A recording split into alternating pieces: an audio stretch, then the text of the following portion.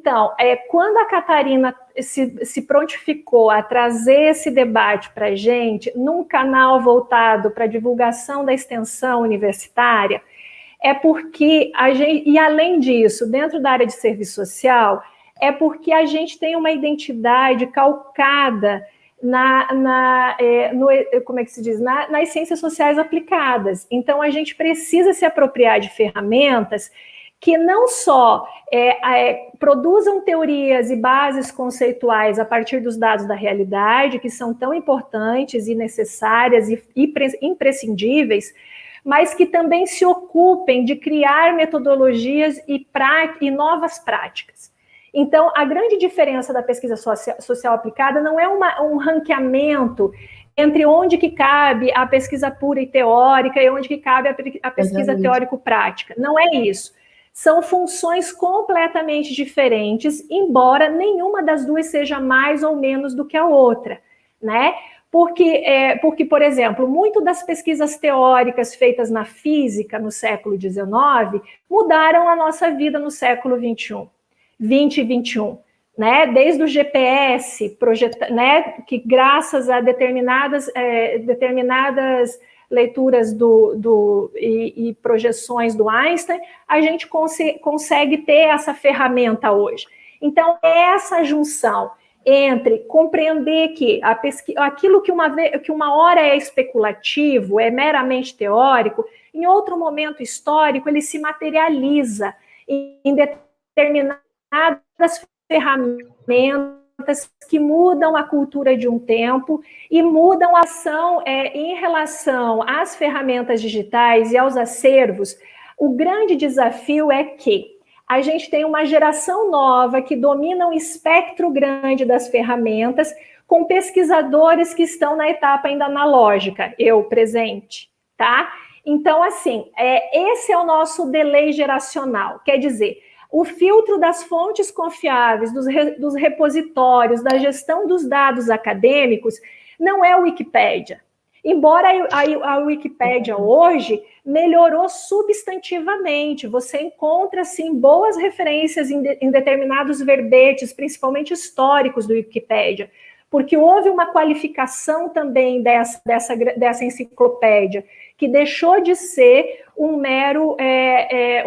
mera junção aleatória de assuntos, né? Mas quando a Catarina traz essa discussão das ferramentas digitais, nós não estamos falando de uma busca livre no Google. A gente está falando de encontrar os repositórios científicos confiáveis dentro do tema e da área que você pesquisa e que você trabalha. E a pesquisa social aplicada tem uma outra nuance, que são os levantamentos de território, aonde o profissional que está lotado na escola, nas políticas públicas em geral, sejam eles assistentes sociais, professores, médicos, enfermeiros, enfim, quem esteja trabalhando na execução, né, na linha de frente das políticas públicas, possuem acervo, possuem dados brutos, que podem ser organizados e podem gerar bancos de dados digitais e físicos muito importantes, que num primeiro momento podem não ser objeto de pesquisa, de trato científico, mas que podem sim serem bem organizados e estarem disponíveis para uma pesquisa de campo, uma pesquisa documental, que posteriormente possa ser consultada. Então, as ferramentas e o know-how que vem com a pesquisa social aplicada, ela não é uma questão só de produção teórica ou de produção técnico-prática, mas é as duas coisas. É como eu, no campo, organizo os dados de território que eu possuo para trabalhar melhor, e também eu, do ponto de vista de quando eu me proponho a fazer uma pesquisa sobre determinado tema dentro de uma profissão cuja inserção profissional é a sua legitimidade de existência, como é a do serviço social, a gente precisa buscar nessas fontes de campo, ou nessas fontes documentais, ou nessas fontes bibliográficas, um rol de ferramentas e de repositórios que garantam para a gente o maior espectro possível de escopo teórico e teórico-prático, para que a gente possa não só problematizar conceitualmente, encontrar o nosso caminho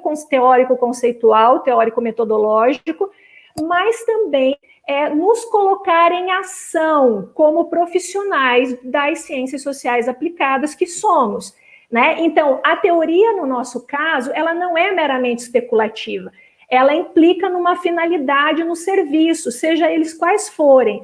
Então, quando a gente se propõe uma pesquisa social aplicada, a gente quer não só trazer elementos da realidade à luz da discussão teórico-conceitual, mas também produzir novas práticas institucionais, sociais, políticas,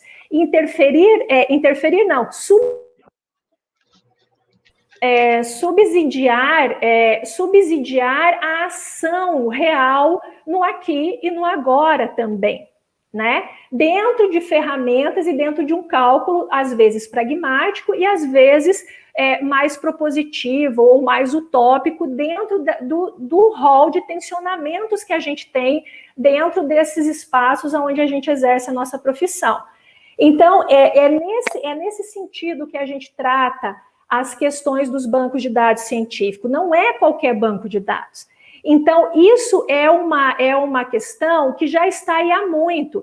Tem áreas que estão muito, muito familiarizadas com esses repositórios. Eu acho que as ciências sociais aplicadas estão uns passos atrás. A gente precisa dar uma acelerada, porque a gente tem grande fluxo de produção e de temas, mas que às vezes a gente tem dificuldade de encontrar, porque a gente está ainda com dificuldade justamente de entender a busca por descritores e por repositórios, e o uso de ferramentas digitais de uma maneira filtrada, fidedigna, que garanta a maior confiabilidade daquela informação. Então, essa é a nossa preocupação em propor esse espaço de conversa, né? Não é para dizer que o uso das ferramentas digitais é o único caminho, mas também lembrar que sem essas ferramentas digitais a gente vai ter um trabalho muito mais lento e muito mais árduo, e às vezes não com tanta riqueza de informação e de dados que a gente seria capaz de capturar, uma vez que dominasse ferramentas básicas, não precisa de grandes complexidades, né?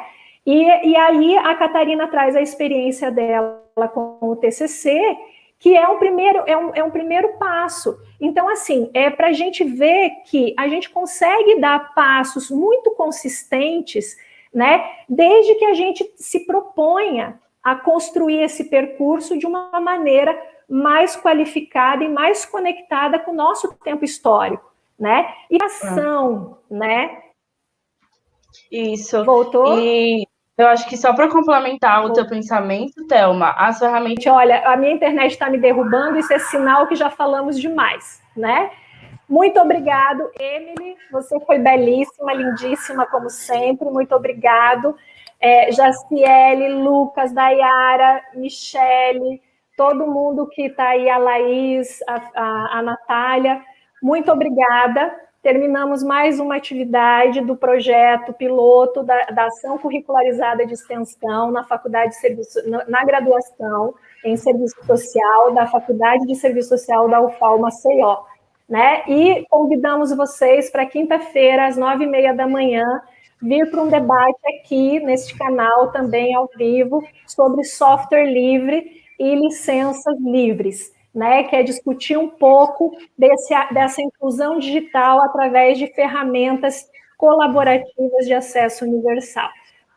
Boa noite a todos, muito obrigada, gratidão mesmo, muito feliz por contar com essa interlocução de alto nível aqui, e espero que vocês continuem dialogando com a gente e comentando no nosso canal, tá certo?